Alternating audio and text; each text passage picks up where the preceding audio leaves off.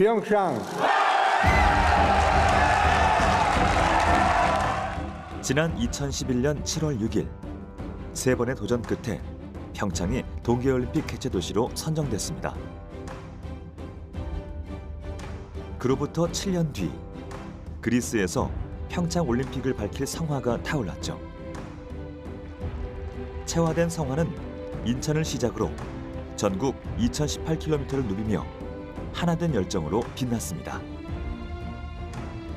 Call on all countries to participate in the 2018 Winter Olympics.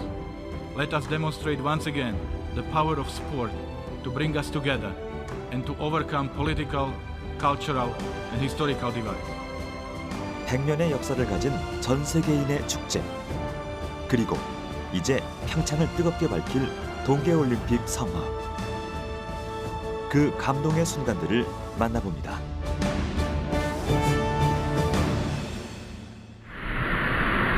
올림픽의 역사를 만날 수 있는 서울올림픽 기념관. 인종, 종교, 이념의 벽을 넘어 인류 화합의 장을 형성하는 올림픽은 세계에서 가장 큰 축제이자 평화의 상징이기도 하죠. 그렇다면 겨울 스포츠 종목을 대상으로 4년마다 개최되는 동계올림픽은 언제부터 시작됐을까요?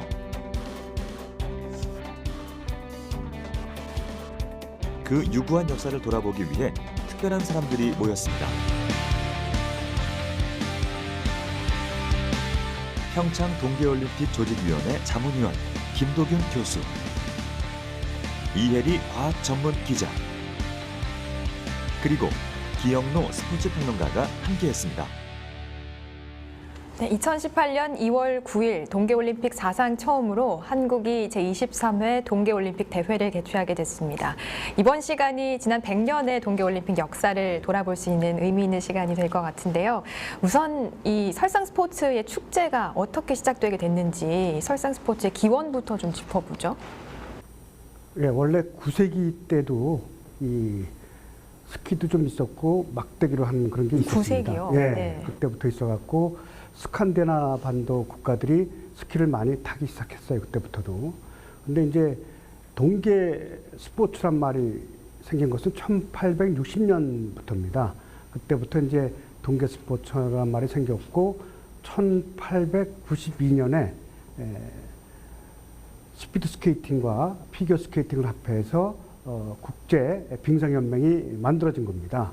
그래서 본격적으로 시작한 것은 1892년 국제빙상연맹이 만들어졌을 때부터라고 할 수 있겠습니다. 네, 지금은 동계올림픽하고 하계올림픽이 이렇게 분리돼서 운영이 되고 있지만 처음에는 동계 스포츠 일부 종목이 하계올림픽이랑 같이 열렸던 거죠? 네, 언제부터 실제로 그럼? 1908년도에 피겨 종목이 파리 때는 처음 이제 종목으로 채택돼서 되고 있었고, 이러한 동계와 하계가 이제 구분이 돼서 나눠지기 시작한 것은 이제 1924년도부터 이제 동계올림픽이 개최가 됐으니까, 어떻게 보면은 올림픽이 처음 시작한 게 1896년이니까 한 30년 정도 지나서 이제 동계올림픽이 태동되었다라고 좀 얘기를 할 수가 있겠죠. 네, 그렇군요.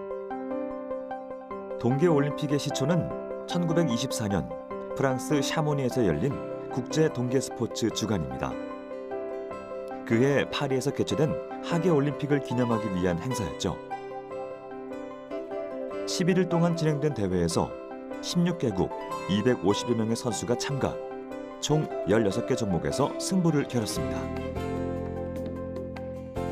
최초의 금메달리스트인 미국의 찰스 주트로 선수는 스피드 스케이팅 남자 500m 경기에서 우승, 첫 메달리스트의 행운을 거머쥐었죠. 단출했던 대회가 대성공을 거두며 동계올림픽으로 분리 독립됐지만 초반의 동계올림픽은 날씨와 그에 따른 기술적인 문제로 수많은 걸림돌을 뛰어넘어야 했습니다. 대회 때 생모리츠 1928년 대회 때는 비가 억수같이 왔어요. 그래서 스피드 스케이팅 남자 1000m 경기가 취소가 됐습니다. 그때만 해도 이제 야외에서, 지금 같으면 비가 아무리 오더라도 스피드 스케이팅 취소되는 건 없겠죠. 그래서 처음으로 그때 동계올림픽이 순환을 겪었던 그 생모리츠 동계올림픽이었어요. 그랬군요. 또 뭐 1964년 오스트리아 올림픽 같은 경우는 이제 눈이 안 와가지고 군인들이 눈을 다 날라다가 해서 이제 올림픽을 개최한 그러한 사례도 있었고, 또 1980년도 같은 경우는 어떻게 보면 그때 이제 처음으로 이 제설기가 이제 등장을 했는데 우리가 말한 이제 인공 눈이 처음 만들어져서 이제 뿌림으로써 이제 동계올림픽이 이제 시작이 되었죠. 생각보다 제설기가 등장한 게 1980년이면은 그렇게 옛날 일은 아니군요. 최근 들어서 좀 제설기가 생긴 거군요. 맞습니다. 그래서 이 동계올림픽 그 개최 조항에도 이런 인공설을 모아놓았다가 이제 눈이 오지 않을 때 가져다 쓰는 그러한 것들이 만들어져 있고요. 실제로 이제 올림픽에서 이런 설상 종목을 할 때 기존의 자연설보다는 인공설이 기록을 내거나 또 경기를 운영하는 데 있어서 훨씬 더 효과적이라고 할 수가 있겠습니다. 그 점은 저도 신기하더라고요. 네. 어떤 이유에서? 우선 뭐 자연설 같은 경우는 이 그 눈의 약자가 굉장히 얇다 보니까 상당히 경기를 하는 데 있어서 경기력이나 데 좀 지장을 줄 수가 있고, 인공설 같은 경우는 말 그대로 물을 이용해서 만들다 보니까 이게 다져지고 딱딱해지다 보니까 설상에는 상당히 스피드하고 또 미끄러진 면에서 상당히 좋다라고 얘기를 좀 할 수가 있겠죠. 우리가 생각하는 스키 종목도 인공 눈으로 하는 거지 그 자연 눈이 아닙니다. 그러니까 오히려 자연 눈이 적이 될 수도 있습니다. 그렇군요. 왠지 동계올림픽 기간에 눈 오면 더 좋아할 것 같은데 그렇지 않다는 아니에요. 사실도 네, 재미있네요. 선수들도 안 좋아해요. 그렇군요. 1948년 프랑스 생모리츠 올림픽은 우리나라의 아주 뜻깊은 대회였습니다. 광복 후 독립국 자격으로 첫 출전을 했기 때문이죠. 선수 3명과 임원 2명. 조촐하지만 역사에 남을 순간이었습니다. 1992년 프랑스 알베르빌에서 열린 16회 동계올림픽은 같은 해에 열렸던 하계와 동계올림픽이 지금처럼 2년 간격으로 분리된 형태를 띠게 됐다는 점에서 의미가 깊습니다. 그럼 동하계 올림픽 개최 연도를 분리한 이유는 무엇일까요? 알베르빌 말씀 나와서 그런데 이제 올림픽이 하계하고 같이 열렸어요. 알베르빌하고 이제 바르셀로나 92년 그러다가 이제 2년마다 열자 그래서 타수를 바꿨죠. 그래서 2년 후에 릴레함메르 동계올림픽이 열려서 그때 2년 후에 1994년에 열리고 그 다음부터는 이제 동계와 하계 올림픽이 2년마다 열리게 된 거죠. IOC가 아마 그거는 제가 볼 땐 IOC가 한 것 중에서 제일 잘한 것 같아요. 왜 그렇게 네. 생각하세요? 한 해 동하게 열리니까 네. 올림픽이 그만큼 좀 집중하기가 어렵죠. 그렇군요. 준비하기도 어렵고. 네. 그래서 2년마다 이제 동계, 하계 이렇게 열리게 되어 있습니다. 그런 측면도 있지만 어떤 올림픽의 어떤 저변적인 확대를 위해서 4년마다 하는 것을 이제 2년마다 경연으로 개최하니까 이 올림픽에 대한 지속적인 관심들을 또 끌고 올 수도 있고. 네, 맞습니다. IOC로 볼 때는 이제 돈을 더 많이 벌 수 있는 그런 IOC가 이 올림픽을 하계와 동계를 나눠서 2년마다 이렇게 열리게 했다는 거는 어떻게 보면 정말 잘 선택한 일이다라고 볼 수 있겠네요. 지금 과거의 올림픽들을 좀 이렇게 쭉 살펴보고 있는데 여태까지 올림픽 개최됐던 이 동계올림픽이 열렸던 곳에서 좀 주목할 만한 특징이 있는 그런 올림픽이 있다면 말씀을 좀 해주시죠. 88년 캘거리 동계올림픽 때 많은 일이 일어나요. 브라이언 오이터너, 브라이언 오쇼. 둘 다 브라이언의 맞대결이라고 그렇죠. 했어요. 맞아요. 예, 그래서 근데 이제 미국이 이제 이긴 거죠. 보이타노가. 그러니까 거기서 되게 재밌는 거는 그때 이제 네. 그 오쇼가 지지 않았습니까? 보이타노한테. 네. 그래서 이제 그러한 한이 맺혀가지고 사실은 김연아 선수의 이제 코치가 돼서 올림픽에서 메달을 땄는데 언제 땄냐면 2010년 밴쿠버 올림픽 때 땄어요. 그러니까 본인이 따지 못한 메달을 2010년 자기 조국에서 김연아를 통해서 자기 꿈을 이룬 그런 사례는 정말 아주 그러네요. 재밌는 스토리네요, 스토리 중에 정말. 하나죠. 여기서는 이제 김연아 선수의 금메달도 금메달이지만 사상 처음으로 모태범하고 이상하 선수가 남녀 500m 동시에 석권한 것은 처음이에요. 한 나라가. 스피드 스케이팅이 동계올림픽의 꽃인데 여기서 남자 500m와 여자 500m는 꽃 중에 꽃인데 이걸 한 나라가 다 동시에 했다는 거는 처음이에요. 앞으로도 아마 좀 어려울 것 같은데. 그래서 우리가 금메달 6개, 은메달 6개, 동메달 2개로 종합 5위. 그래서 이번에 4위 목표한 거예요. 네. 그때 5위를 했었기 때문에 그보다 더 높게. 4위를 목표. 그렇다면 대한민국의 동계올림픽 첫 금메달의 주인공은 누구일까요? 선수들이 두각을 나타내기 시작한 건 1992년 프랑스 알베르빌 대회에서 쇼트트랙이 정식 종목으로 채택되면서부터죠. 그 영광의 주인공은 김기훈 선수였습니다. 그는 스케이트 날 들이밀기라는 신기에 가까운 기술을 선보이며 쇼트트랙 1000m와 5000m 계주에서 연달아 금메달을 따냈습니다. 동계올림픽 출전 44년 만에 이룩한 첫 쾌거였죠.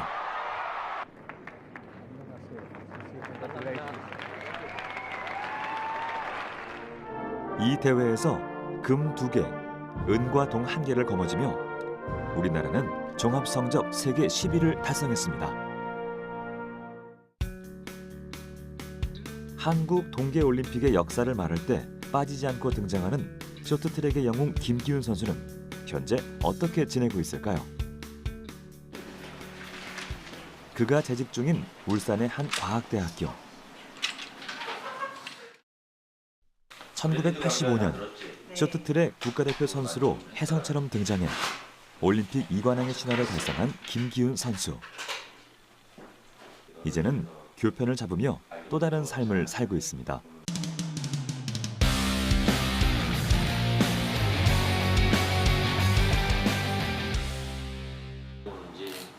선수 생활을 마감한 후에도 후황양성에 혼신의 힘을 쏟는 그.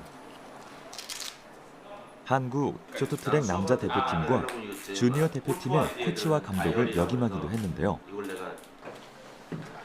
지난 2007년 쇼트트랙 대표 선수 출신 1호 교수로 발탁되며 울산에 자리 잡게 됐습니다. 유능한 스포츠 지도자를 배출하기 위해 실전의 경험을 살려 학생들에게 스포츠 심리학을 가르치고 있죠. 안 배운 것도 알아서 타봐.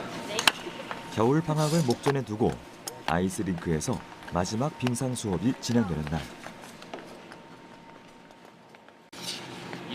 한 학기 동안 직선 코너 다 배웠죠? 예. 그거 갖다가 자유활주식으로 해서 자유활주 스케이팅을 할 거야 오늘. 그래서 여러분들이 열심히 타는 거를 보여줬으면 좋겠어. 알았죠? 자, 그럼 지금부터 떠들지 말고 좀 자세 좀 낮춰서 손 잡지 말고 다치지 않게 조심해서 자유활주 한다. 알았죠? 자, 출발.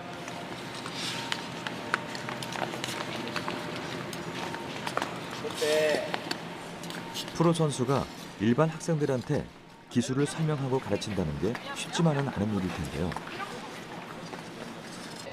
그가 대표팀 코치직을 접고 교직의 길로 들어선 이유는 무엇일까요? 제가 이제 국가대표 상비군, 또 국가대표 주니어 대표 선수 애들, 또 국가대표 선수까지 지금 일선에서 지도자로서 이제 선수들을 지도하면서 또 이제 메달도 따고 그런 걸 했었어요. 선수 생활도 했었고. 이제 그랬었는데 이제 뭐냐면 이제 박사 과정을 하고 해서 박사학위를 받고 나니까 저하고 똑같이 훈련을 했던 또 선생을 했던 그 선수들이 은퇴를 하고 지도자들을 많이 하고 있으니까 좋은 지도자들이 많기 때문에 저는 이제 지도자보다는 후진을 위해서 이제 좀 이론적으로 또 이제 제가 배웠던 거를 답습하는 게 아니라 이론적인 거를 갖다가 제가 배웠던 거하고 접목해 갖고 선수들한테 조금이라도 도움이 될 수 있는 그런 걸 좀 연구 뭐 이렇게 노력해보고자 해서 이제 전향을 하게 된 것 같습니다. 선수 시절 알베르빌의 영웅, 덴버의 연인처럼 수많은 수식어가 따라다녔던 김기훈 교수. 시간이 흘러도 그 인기는 여전합니다. 대단하다고 느꼈어요. 왜냐면요 저희 엄마도 알더라고요, 교수님을. 그래가지고 진짜 유명하신 분이었구나 싶었어요. 되게 놀랐습니다. 왜냐면 주변에서 금메달 따신 분들 보기 진짜 드물잖아요. 근데 저희 눈앞에서 이렇게 가르쳐주고 있다는 게 정말 놀랐습니다. 그때는 이제 지금같이 이제 많이 이제 매스컴이 많지 않고 뭐 인터넷이 많이 발달 안 했었기 때문에 지금 같지는 않았지만 그래도 저는 몰랐는데 집 앞에 뭐 고등학생들이 선물 사다 갖고 오고 막 그랬었다고 하더라고요. 저는 선전 생활을 했었으니까 잘 모르니까. 그리고 또 이제 주말 같은 때 친구를 만나러 뭐 이렇게 커피숍 같은 데 갔을 때 사람들이 알아보고 또 음식을 먹으러 음식점 들어갔을 때 사장님들이 수고했다 그러면서 뭐 뭐 맛있는 걸 좀 더 하나 더 준다든지 그런 그 정도의 관심들을 많이 가져주시고 사랑해 주셨죠. 올림픽에 이어 세계 선수권까지 제패하며 쇼트트랙 최정상의 선수로 국민의 열렬한 사랑에 보답했던 그 뒤에는 피나는 노력이 있었습니다. 스케이트 날 들이밀기 외에도 쇼트트랙에 최적화된 주법을 창시한 거죠. 그 주법들을 직접 들어볼까요? 그러니까 쇼트트랙에서 그 주로 쓰는 그 기술들을 보면 이제 코너, 그러니까 곡선 주로가 많기 때문에 코너에서 속도가 안 줄으면서 또 이제 브록을 따라 들어갈 수 있게 하는 이제 외발 주법이라는 거를 제가 이제 그 유치원 학생들을 타는 거를 보고 거기에 접목해서 이제 만들어낸 기술이거든요.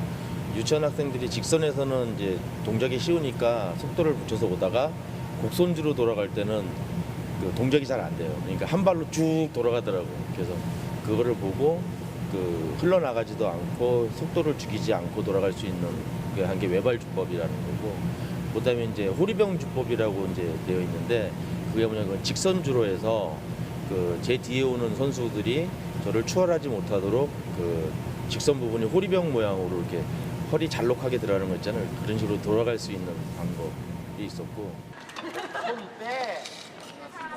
한 학기 동안 함께한 학생들과 헤어지는 마음이 못내 아쉬운 김기훈 선수. 그건 학생들도 마찬가지죠. 교수님 자주 놀러 올게요. 내 막내 동생보다 한 살 어리다. 안녕히 계세요. 안녕히 계세요. 그래. 가만 좀 주세요. 나 요번 학기 취생과 아주 내가 실망했어. 알았어. 그래도 학생들이 밝아서 재밌으시겠어요? 네, 재밌어요. 야구 재밌고 또 이제 스케이트가 위험하니까 아이들한테 소리를 많이 질렀었는데 그 어떤 여학생들은 그 시크하다 그러죠. 그 시크한 게 아니라 다칠까봐 그런 건데, 그리고 또 이제 여기 빙상장이 춥잖아요. 여학생들 같은 경우는 이제 예쁘게 하려고 옷을 얇게 입고 오면 여기 직원들 파카 같은 걸 주니까 해줄 건 다 해주시면서 왜 소리 지르냐고 그런 학생들이 있어요. 우리나라에서 열리는 첫 동계올림픽에 성화 봉송자로 참여한 김기훈 교수. 그 감회가 남다를 것 같은데요. 한국에서 동계 올림픽이라는 큰 경기가 치러지기 때문에 선수로서뿐만 아니라 또 지도자로서 또 학교에 있는 그 교육자로서 한국에서 동계 올림픽이라는 걸 한다는 게 저한테는 뭐랄까 동계 스포츠인으로서 되게 뿌듯한 또 이 뭐랄까 감동적인 게 많이 오죠. 제가 이번에 이제 그 성화를 제가 그리스에 인수단에 갔었는데 그때도 아 내가 이 동계 스포츠라는 종목을 참 잘했구나라는 그 자부심을 가질 수 있던 그런 순간이었거든요. 이제 그것처럼 이제 우리나라에서 동계 스포츠가 열리기 때문에 그 좀 동계 스포츠가 잘 치러져서 올림픽 잘 치러져서 그 대한민국의 동계 스포츠가 저변 확대가 확실하게 이제 많이 퍼졌으면 좋겠습니다. 2018년 제23회 평창 동계올림픽을 치러낼 대한민국. 역대 올림픽 중 가장 많은 나라의 선수들이 출전해 그 열기가 어느 때보다 뜨거울 예정입니다. 찰나의 순간에 승패를 가르는 냉혹한 승부의 세계에서 자신의 한계를 극복하기 위해 노력하고 있는 선수들. 그 속에 숨어있는 첨단 과학 장비의 소리 없는 전쟁도 눈여겨볼 만합니다. 그렇다면 평창 동계올림픽의 재미를 배가시킬 관전 포인트에는 어떤 것들이 있을까요? 스포츠 속 과학 이야기를 풀어줄 국가대표 의무 트레이너 출신 엄성흠 연구원. 쇼트트랙 3관왕의 역사를 써낸 스포츠 영웅 진선유 코치를 모셨습니다.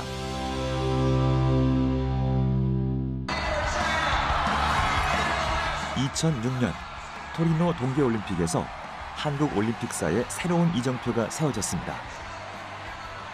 쇼트트랙 여자 1000m 경기에서 금메달을 딴 진선유 선수가 그 주인공. 1500m와 3000m 계주를 석권하며 동계올림픽 최초의 3관왕에 등극했죠. 한국 여자 쇼트트랙의 간판 스타로서 입지를 굳힌 순간이었습니다. 이게 그 쇼트트랙은 날이 먼저 통과하는 것이 중요하죠. 그래서 그 뒤로도 뭐 김동성 선수나 전희경 선수도 많이 좀 썼던 기술인데 뭐 그 대회 이후에 2006년 이탈리아 토리노 동계올림픽도 빼놓을 수가 없어요. 명장면들이 많이 탄생했는데요. 그 주인공이 또 이 자리에 오셨어요. 지금은 이제 코치로 활동하고 계시고 2006년에 그 한국 올림픽 단일 대회에선 최초로 3관왕의 주인공이셨어요. 되게 그런 좋은 성과가 나올 거라고 좀 기대를 하셨나요?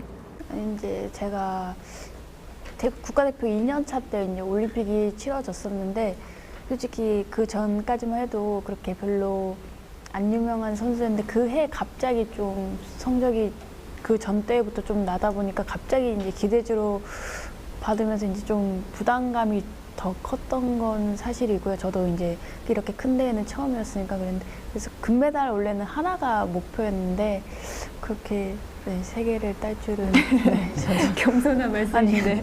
그때가 고등학생이셨죠? 네, 고2였습니다. 영권이 어떠셨어요? 경기 네. 보셨을 때 네. 또 소감도 남달랐을 것 같은데 2년도 있으셨죠? 예, 맞습니다. 저는 이제 선수들, 쇼트트랙 선수들의 재활과 체력을 담당하고 있었는데요. 그때 우리 진선유 선수는 워낙 그 기대주로 이제 눈에 띄는 선수 중에 한 명이었어요. 네, 특히나 그 당시에 또 고등학생 선수였음에도 불구하고 일반 남자 선수들 못지않는 체력으로 산 뛰고 이런 것들을 잘했던 선수였거든요. 그래서 이렇게 또 기대를 모으고 있던 또 제가 그 함께 하고 있던 선수가 금메달을 따게 돼서 사실 너무나 전 TV로만 응원을 했는데 너무나 사실 기뻤습니다.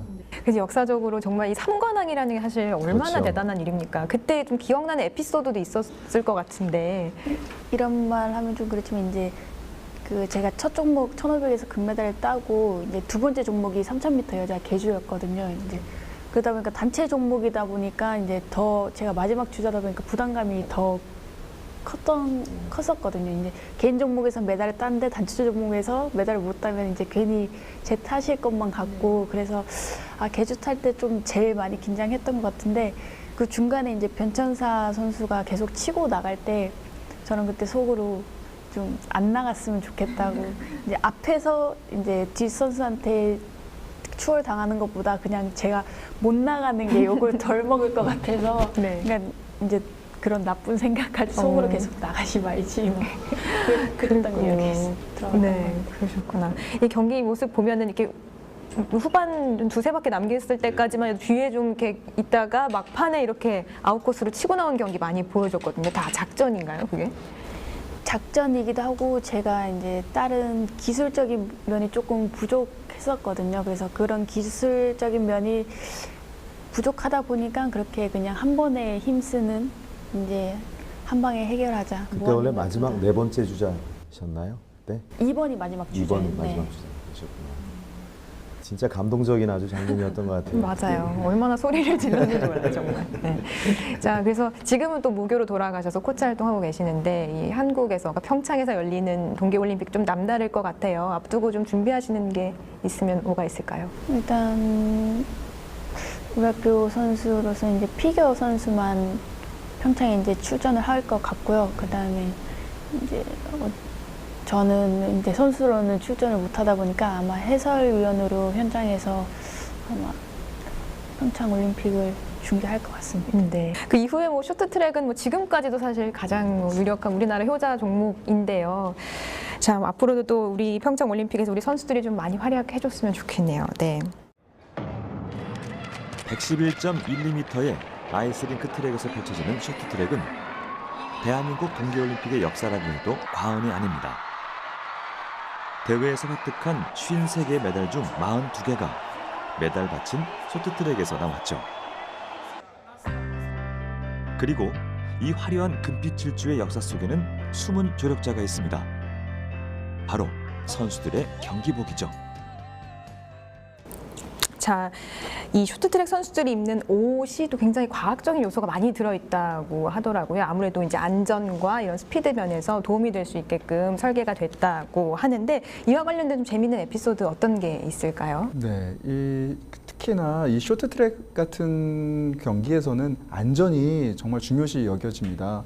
그래서 이 쇼트트랙에서는 이 스케이트 날이라는 어떻게 보면 가장 또 날카롭고 또 신체에 넘어지면서 접촉이 됐을 때 부상으로 이어질 수가 있는데요. 이때 중요한 부위는 방탄 소재로 만들어져서 신체를 좀 보호할 수 있게끔 구성이 되어 있습니다. 특히나 이 올림픽을 준비하면서는 각국의 그 스포츠 기업들도 많은 연구와 투자를 해서 경기력을 증진시키기 위한 그 방법을 하고 있는데요. 특히나 미국이나 영국 같은 나라에서는 선수들 종목별로 이 전문적인 유니폼 개발에 힘을 쓰고 있다고 합니다. 특히 영국의 앨리스 크리스티 선수를 이제 제가 잠깐 만나게 됐었는데요. 그때 선수들 이야기를 들었을 때는 선수들도 자기 유니폼을 그 경기가 끝나면 회수해서 소각을 해버린다고 합니다. 이런 비밀이 외부로 나가지 않도록. 그래서 국내에서도 이런 특히나 공기 저항이라든지 선수들의 부상 예방 그리고 선수들의 그 기능 증진을 위한 근육 서포터 기능 등을 연구해서 유니폼에 접목을 시키고 있습니다. 스포츠 같은 경우는 이제 장갑도 중요하잖아요. 예. 코너링 할 때 이제 예. 직구도기 때문에 장갑도 많이 발전됐을 것 같아요. 예. 그 장갑이요. 원래 개구리 장갑이라고 그래가지고 개구리 손처럼 그 끝 부분에 뭐 이렇게 붙였죠. 그래가지고 마찰력을 최소화시키면서 어떤 속도를 줄이지 않고 날려나갈 수 있도록 그렇게 설계한 제품들이 나왔는데 사실 그 제품의 시초를 보니까 1992년도에 우리나라 그 감독과 선수들이 한 그게 최초로 사용했던 그 사례가 된다라고 이렇게 기록에 나와 있더라고요. 쇼트트랙과 스피드 스케이팅의 경기복엔 숨겨진 소재의 비밀이 있습니다. 낮은 자세를 유지하기 위해 기역자 형태로 디자인됐고 표면은 공기 저항을 덜 받기 위해 작은 돌기들과 홈으로 막아냈죠. 또 마찰이 많은 허벅지 부분은 신축성이 강한 마찰 방지 소재로 처리해 경기력을 높였습니다. 경기복 자체가 첨단 과학의 집약체인 셈이죠. 그런 얘기 있더라고요. 이게 올림픽 경기는 99% 어떤 선수의 노력과 1%의 과학으로 완성되는 뭐 작품이다라고 얘기하는데 요즘에 그 1%의 역할도 굉장히 중요해지고 있는 것 같아요. 최근에는 그래서 그런 걸 이제 기술적인 도핑이다라고 그러죠. 어떤 신체적인 도핑이 아니라 기술적으로 그렇게 장비라든가 이런 것들을 개발해서 기록 단축이라든가 또 사실 보는 사람들에겐 굉장히 흥미거리나 재미거리, 이야기거리 되는 것이 또 이런 소재들에 대한 얘기가 되기도 하고요. 네. 그래서 어떻게 보면 올림픽은 이런 체력적인 전쟁이지만 사실은 과학, 그렇죠. 기술 이런 것과 전쟁이다라고도 얘기를 좀 할 수가 있겠죠. 그럼 과연 평창 동계올림픽에서는 어떤 기술들이 좀 보여질까요? 상당히 많은 기술들이 좀 보여지겠죠. 근데 뭐 아직까지 뭐 비밀이라서 뭐 그런 비밀들은 사실 공개는 안 하지만 사실 뭐 선수들 육상 같은 경우도 우승하고 나면 우사인 볼트가 뭐 신발을 들고 이렇게 뛴다거나 하는 것처럼 아마 이번 올림픽도 그러한 그 과학적인 그런 기술들이 이제 선수의 성과 후에 분명히 나타날 거라고 생각을 하는데 제가 생각하기에는 우선 그런 그 유니폼의 소재 전쟁, 그 다음에 어떤 그 용품들의 재질 전쟁 이런 것들이 아주 클 거라고 저는 개인적으로 생각을 좀 합니다. 그렇다면 겨울 스포츠에 숨겨진 또 다른 과학의 비밀은 무엇일까요? 알파인 스키의 활강은 속도 경쟁이기 때문에 코스에 소금을 뿌립니다. 눈 표면을 살짝 얼리기 위해서죠. 평창 동계올림픽을 앞두고 많은 관심이 모아지고 있는 봅슬레이는 첨단 과학의 대결장이라고 해도 손색이 없죠. 세계적인 자동차 브랜드들이 봅슬레이 썰매 제작에 뛰어들었습니다. 신소재의 활용 등 최신 자동차 기술이 상당 부분 응용된다네요. 도핑 얘기 좀 해볼게요. 또 얼마 전에 그 러시아 도핑 사태로 한번 홍역을 치렀는데 이번에 그 지난 동계올림픽들의 어떤 도핑 논란들 좀 정리를 하고 우선 갈까요? 뭐 우리가 올림픽 도핑에 대한 역사를 좀 얘기를 하면 2002년 솔트트랙 동계올림픽 때가 아마 가장 그 많은 그런 그 올림픽에서 도핑이 나와서 그때 선수들이 뭐 금메달 6개, 은메달 2개, 동메달 1개가 박탈이 되었었고, 그다음에 2006년 토리노 동계올림픽 때는 뭐 오스트리아의 혈액 도핑 스캔들이 굉장히 큰 그런 이슈가 좀 됐었고요. 뭐 잘 아시다시피 지난 2014년도에 그 러시아의 소치가 이제 국가적인 그런 도핑에 관여함으로써 이제 상당히 이슈가 좀 됐었는데, 또 그다음에 이러한 도핑을 검사하는 방법도 계속해서 진화를 하고 있어요. 뭐 옛날에는 우리가 혈액 검사를 실시했는데, 또 그 이후에는 뭐 선수의 생체 수첩이라든가, 또 최근에는 뭐 사전에 통지를 안 하고 기습적으로 이렇게 하는 그런 것들을 통해서 도핑을 지속적으로 지금 방지하고 있는 그런 추세다라고 볼 수가 있겠습니다. 네. 진선율 코치도 선수 시절에 도핑 검사 받으신 적 있으시죠? 네, 그래서 저는 잘난 척은 아닌데 이제 한참 1등을 계속 할 때는 1등 선수는 계속 도핑을 했었거든요. 네. 그래서 시합 전에 화장실을 미리 가지 않습니다. 끝나고 바로 그냥 이제 소변 검사로 도핑을 하기 때문에 미리 화장실을 가지 않고 경기 끝나고 도핑하고 빨리 집에 가고 싶은 마음에 네, 그냥 끝나자마자 바로 출동해서 그냥 10분 만에 끝내고 네, 퇴근을 하는. 아주 우수한 선수입니다. 네, 검사를 받는 선수들한테도 좀 힘들군요, 이 도핑이. 네, 이게 한번 실패를 하면 몇 시간 뒤에 이제 올지 모르는 하염없이 기다려야 되기 때문에. 네. 네, 알겠습니다. 동계올림픽 종합 4위라는 역대 최고 성적에 도전하는 우리 선수팀. 이에 남겨진 숙제가 있습니다. 바로 비인기 종목의 메달권 사수죠. 빙상을 제외한 나머지 종목에서 메달을 추가해야만 순위권에 안정적으로 안착할 수 있을 전망인데요. 특히 평창 동계올림픽에서는 불모지나 다름없던 설상 종목의 첫 메달을 꿈꾸고 있습니다. 그 기대주로 어떤 선수들을 주목해야 할까요? 비인기 종목에 대한 또 관심도 높아져야 또 평창 동계올림픽이 성공적으로 치러질 수 있지 않겠습니까? 좀 눈여겨볼 만한 선수들, 어떤 선수들이 있을까요? 우선 뭐 크로스컨트리의 그 김 마그너스라는 선수, 뭐 그 아버지와 어머니가 그 한국 사람이고 아버지가 그 노르웨이 태생 아닙니까? 이 선수, 그러니까 저는 어떻게 보면 그 올림픽은 이 스타 산실의 어떠한 태생인 것 같아요. 그래서 많은 선수들이 저는 이번 평창을 통해서 좀 만들었으면 좋겠는데, 뭐 그 외에도 뭐 한국 컬링 남녀 대표팀이라든가 이런 기대되는 종목들이 좀 있는 것 같습니다. 네.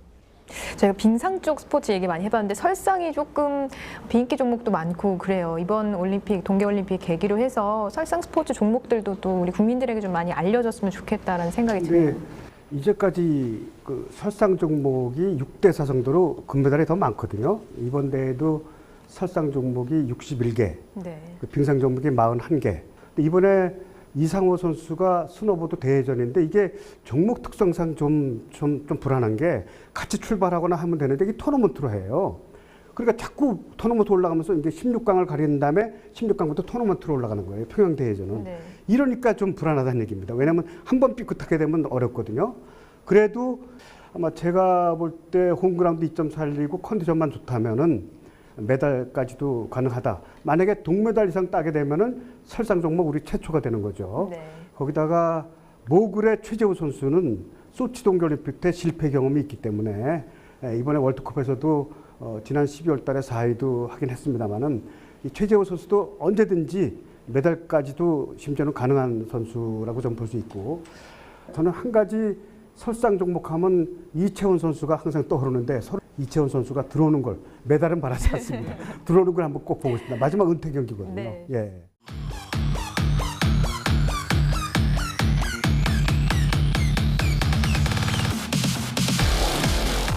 동계올림픽 사상 처음으로 가장 많은 국가와 선수가 참여하고 최다 메달이 걸려있는 대회. 4개의 신규 종목 추가로 더욱 젊고 다이나믹해질 2018 평창 동계올림픽.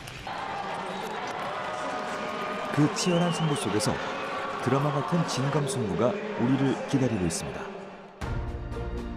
역사의 한 페이지를 장식할 세기의 대결은 무엇일까요? 올림픽 하면 또 이 라이벌전을 또 빼놓을 수 없잖아요. 또 라이벌전이 더 재밌기도 하고요. 이번 동계올림픽 때 있을 라이벌전 어떤 게 좀 기대해 볼 만할까요? 일단 국가적으로 봐야 돼요. 앞서 말씀드렸듯이 독일과 노르웨이의 종합 1위 다툼, 우리와 일본의 3, 4위 놓고 다툴 거예요. 순위는. 개인적으로 볼 때는 한국 사람으로는 아마 이상화 선수와 고다이라 나오. 고다이라 나오 선수가 지난해부터 한 번도 1위 자리를 내놓지 않고 있거든요. 근데 저는 막판 월드컵 4차 대회를 눈여겨봤어요. 0.34초 그쪽으로 좁아들어졌거든요. 진선율 코치는 어때요? 쇼트트랙 종목에서 우리의 맞수가 될 국가는 어디일까요? 일단 영원한 라이벌인 중국이지 않을까 싶습니다.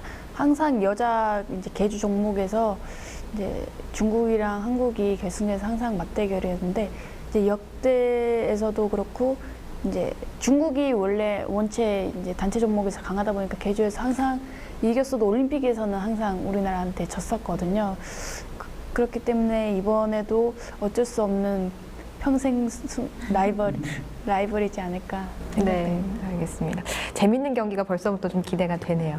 자, 지금 잘 이제 평창 올림픽 치르기 위해서 준비를 하고 있는데 조직위에서 이 평창 동계올림픽 막바지 이제 마무리 네. 준비하고 있죠. 어떤 노력들 좀 하고 있을까요? 우선 잘 아시다시피 이제 날씨가 어떻게 되느냐에 따라서 상당히 이제 올림픽의 성공적인 개최 여부가 결정이 되기도 하는데 그런 날씨를 대비한 여러 가지 프로그램들 준비를 하고 있고요. 그다음에 이제 평창 올림픽을 어떻게 하면 고품격의 문화 올림픽으로 가져가느냐 해서 경기 외에도 이제 대한민국이 가지고 있는 여러 가지 문화적인 활동들을 저희가 계획들을 많이 하고 있고 또 그 외에 뭐 최고의 ICT 올림픽이라든가 또 언어 장벽이 없는 올림픽이라든가 또 이런 어떤 또 올림픽을 통해서 또 지속 가능한 그러한 어떤 올림픽의 유산을 남기는 이런 어떤 평창만의 독특한 시설과 또 문화와 그 다음에 여러 가지 지속적인 유산을 남기기 위한 그런 노력들을 지금 하고 있습니다. 전 세계가 주목하는 2018 평창 동계올림픽. 올림픽 기간 동안 타오를 상화처럼 국민들의 뜨거운 관심이 필요한 때입니다. 남북한 인구수를 상징하는 상화 봉송주자 7,500명처럼 평화를 염원하는 한마음 한뜻으로 101일간 대한민국을 환히 비춘 상화. 이 기회로 우리는 세계에 우리의 아름다운 유산과 기술력을 널리 알릴 수 있었습니다. 로봇과 사람이 화합해서 이 일을 진행했다는 게 더 큰 의미가 있다고 생각하면서 그냥 작은 이죠 불꽃이지만 이것이 크게 발전하는 하나의 불씨가 됐으면 하는 그런 바람입니다. 성화는 성스러운 불이란 뜻으로 올림픽 성화봉은 기상 악조건 속에서도 불꽃이 꺼지지 않게 설계됩니다. 그럼 강풍과 폭설은 물론 바닷속에서도 활활 타는 성화의 비밀은 무엇일까요? 평창 동계올림픽 성화봉의 모토는 꺼지지 않는 불꽃으로 항공기 엔진을 만드는 우리의 기술력으로 제작됐습니다. 평창의 추위와 바람, 눈 등 악천후의 기상 조건에도 끄떡없도록 모든 기술력을 집중했죠. 이렇게 만들어진 성화봉은 섭씨 영하 35도에서 영상 30도, 초속 35m의 강풍과 해발 2000m의 극한 환경에서 최소 15분 이상 불꽃을 유지할 수 있도록 설계됐습니다. 그 비밀은 내부 설계에 있죠. 이게 보시는 것처럼 이 버너 시스템이 이 안에 이제 삽입이 되어 있고요. 여기 보면 크게 보면 세 가지 특징이 있어요. 그래서 가장 보이는 데부터 설명을 드리면 이 보시는 이 위에 캡 구조가 세 겹으로 되어 있잖아요. 이건 어떤 기능이 있냐면 이제 동계올림픽이다 보니까 밖에서 눈이나 비나 이런 악천후 상황이 분명히 올 거거든요. 그래서 이게 그런 것들이 그 외부에서 영향을 최소화시킬 수 있도록 눈이나 비가 오면 이것들이 바깥으로 흘러나갈 수 있도록 유수가 될 수 있도록 우산형 구조 또는 기화형 구조로 해가지고 이렇게 설계가 되어 있고요. 외부에서 보시면 보이지 않으시겠지만 이 안에 보면은 플랫한 어떤 정말 화염이 나오는 데가 있고요. 그 위에 보면은 4개의 격벽이 있어요. 4개의 격벽은 뭐냐면 밖에서 이게 아까는 이제 강우나 뭐 강설에 대해 설명을 드렸고 이 4개의 그 격벽은 그 바람에 강풍에 견디기 위해서 설계가 되어 있는데요. 이 강풍 자체는 한쪽이나 뭐 여러 방향에서 이렇게 불이 오게 그 바람이 불 거잖아요. 그러면 그 방에 있는 격벽이 그 바람을 좀 차단을 해주고 바람이 반대편으로 흘러서 나가지 않도록 차단해주면서 바람의 영향을 최소화하면서 거기에 보면 바람에 산소가 유입이 되잖아요. 산소가 바람이 부는 반대쪽에는 에너지원을 공급을 해줘가지고 불이 꺼지지 않고 안전하게 보존이 될 수 있도록 보조화염, 주화염 개념으로 해서 설계가 돼 있어요. 화약 방식에서 회를 거듭하며 가스식으로 바뀌어온 성화봉들. 성화봉 제작은 올림픽을 개최하는 국가의 몫이기 때문에 많은 나라들이 불꽃을 유지하기 위해 다양한 기술을 성화봉에 접목했죠. 성화는 곧 그 나라의 과학기술을 예측할 수 있는 기준이 됩니다. 지금 이제 한 겨울을 뚫고 평창 올림픽이 이제 시작이 될 텐데요. 지금 뭐 각 사회 여러 분야에서 각자 많은 분들이 어려움을 겪고 있고 또 많은 힘든 과정들을 겪고 있으실 텐데 이 평창 동계올림픽과 그 평창 동계올림픽 안에서 불꽃으로 형상화되는 어떤 성화봉을 통해서 많은 격려와 힘이 좀 되셨으면 좋겠고요. 하나의 국민으로 뭉치는데 저희 성화봉이 조금이나마 역할을 했으면 큰 보람이 되겠습니다.